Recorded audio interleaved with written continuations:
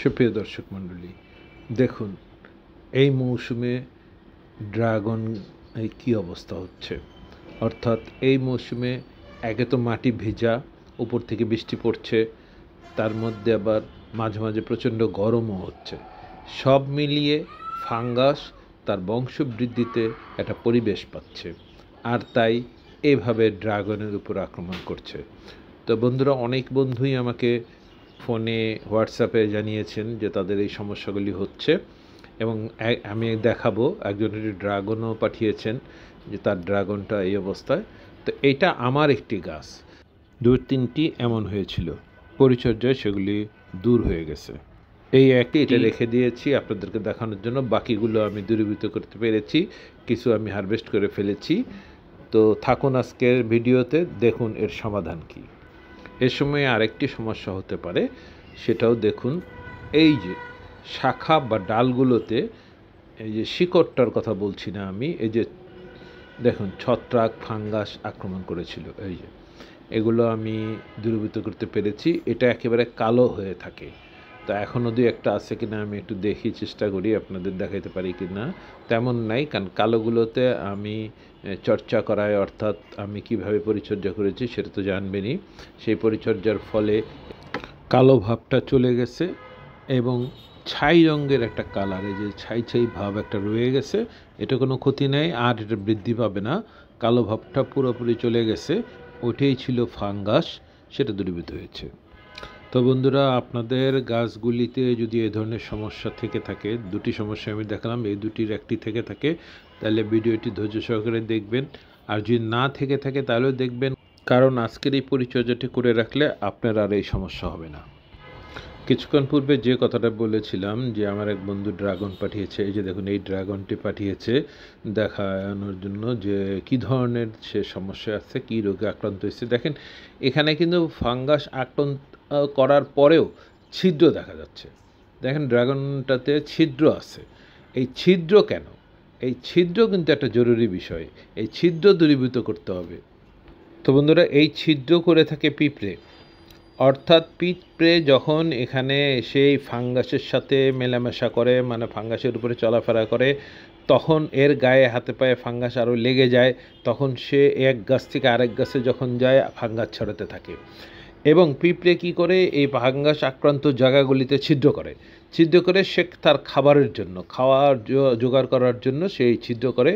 এতে আমরা ক্ষতিগ্রস্ত হই। তাই পিঁপড়েও দূর করতে হবে। পিঁপড়ে দূর করতে আপনারা অর্গানিক কীটনাশক ব্যবহার করতে পারেন। অর্গানিক কীটনাশক কীভাবে তৈরি করি আমি আমার চ্যানেলে ভিডিও দেওয়া আছে, আমি লিঙ্ক দিয়ে দেব, যদি কেউ প্রয়োজন মনে করে দেখে নেবেন। আর আমি এইটা ব্যবহার করছি, এটা এসিআই কোম্পানির, এটা খুব কার্যকরী। আপনারা যে কোনো ভালো ব্র্যান্ডের পিঁপড়ে নাশক ব্যবহার করবেন। এটা 1 লিটার পানিতে 2 ml দিতে হয়। আপনারা যেগুলি ব্যবহার করবেন সেটা এরকমভাবে 1, 1.5, 2 এর মধ্যেই সীমাবদ্ধ। এগুলি আপনারা গায়ে লেখা থাকে বা দোকানদারের কাছে জিজ্ঞেস করে নেবেন, সেভাবে ব্যবহার করবেন। বন্ধুরা, এই কীটনাশকগুলি ব্যবহারে কিছু সতর্কতা অবলম্বন করতে হয়। সবাই অবশ্যই সতর্কতা অবলম্বন করবেন, যেমন গ্লাভস পরে নেওয়া, নাক বেঁধে নেওয়া, আর হারভেস্ট করার কমপক্ষে 7 দিন আগে আপনি স্প্রে করবেন। স্প্রের সাথে সাথে হারভেস্ট করবেন না, কারণ রাসায়নিক কীটনাশকগুলো বিপজ্জনক। এগুলো যদি পেটে যায় আমাদের বা শিশুদের ক্ষতি হতে পারে। আরেকটা বিষয়, এটা যখন পানির সঙ্গে মেশাবেন ভালো করে ঝেঁকে নেবেন, এবং অবশ্যই সন্ধ্যায় বা সূর্য আলোকের আগে, অর্থাৎ সকালের দিকে স্প্রে করলে ভালো হয়, দুপুরে না করাটাই ভালো। এই ধরনের কীটনাশকগুলো যদি আপনারা এই ড্রাগন গাছ বা ফলে করেন, পরপর 2 দিন করতে পারেন, কোনো সমস্যা নাই। তবে একেবারে এক নাগারে 7 দিন করবেন না, তাহলে ফলটা কিন্তু খাওয়া যাবে না, ক্ষতিগ্রস্ত হতে পারে যারা খাবে তারা। তাই পরপর 2 দিন করে গ্যাপ দিবেন। আবার যদি না যায় তাহলে আবার পরে 7 দিন 10 দিন পরে আবার পরপর 2 দিন দেবেন। এবার আসুন ফলের এবং এই শাখার ফাঙ্গাস কিভাবে দূর করবেন। আমি এটি ব্যবহার করছি। আপনারা যে কোনো ভালো কোম্পানির ফাঙ্গিসাইড ব্যবহার করবেন। এটা কিভাবে ব্যবহার করবেন? এইটা পানির সঙ্গে গুলিয়ে নিতে হবে। পানির সঙ্গে গুলিয়ে নিয়ে একটি ব্রাশ দিয়ে এই যে কালো যে অংশগুলি, অর্থাৎ যে অংশগুলি ফাঙ্গাসে আক্রান্ত হয়েছে, সেই অংশগুলিতে একটু ব্রাশ করে প্রলেপ দিয়ে দিবেন। এভাবে প্রলেপ দিয়ে দিলেই এই ফাঙ্গাসটা চলে যাবে। যেহেতু এখন বৃষ্টির মৌসুম, অতএব এই প্রলেপগুলো কিন্তু বৃষ্টির পানিতে ধুয়ে যেতে পারে। তাই আপনি খেয়াল রাখবেন যখনই বৃষ্টি কমবে তখন দিবেন, আবার দরকার হলে ঘন ঘন দিবেন। যদি ধুয়ে যায় তাহলে আবার একটু শুকালেই আবার দিয়ে দিবেন। যখন দেখবেন শাখায় কালো ভাবটা চলে গেছে, অন্য কালার আসছে, অর্থাৎ একটু ছাই ছাই কালার এসে গেছে, তখন আর না দিলেও চলবে।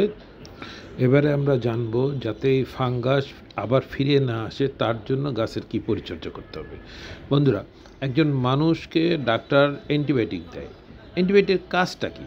অ্যান্টিবায়োটিক কিন্তু রোগ সারায় না, অ্যান্টিবায়োটিক রোগ প্রতিরোধ ক্ষমতা বাড়ায়, অর্থাৎ মানুষের দেহে রোগ যাতে ক্ষতি করতে না পারে তার প্রতিরোধ ক্ষমতা বাড়ায়। তেমনি আমাদের এই গাছগুলিতেও অ্যান্টিবায়োটিক প্রয়োজন হয়ে যায়, এবং সেটা দিলে এর প্রতিরোধ ক্ষমতা বাড়বে। তখন চট করেই আর ফাঙ্গাস, ছত্রাক এগুলি আর আক্রমণ করতে পারবে না। বন্ধুরা, আমি আমার গাছগুলোর প্রয়োজনে এটি ব্যবহার করে থাকি। আপনারা যে কোনো ভালো কোম্পানির এই ধরনের অ্যান্টিবায়োটিক ব্যবহার করতে পারেন, এবং কীভাবে ব্যবহার করবেন তা গায়ে লেখা থাকবে।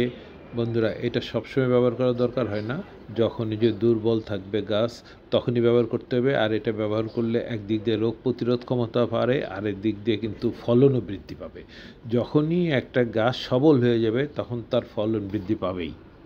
হ্যাঁ, সুপ্রিয় দর্শকবৃন্দ, আপনারা দেখলেন যে এই বর্ষা মৌসুমে কিছু বাড়তি সমস্যা কিছু কিছু বাগানি কিছু কিছু গাছে হচ্ছে।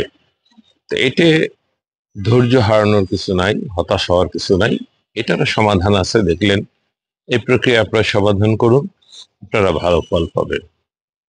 এখনো যদি আমার চ্যানেলটি সাবস্ক্রাইব না করে থাকেন, অনুগ্রহ করে নেবেন। দেখা হবে পরবর্তী কোনো ভিডিওতে।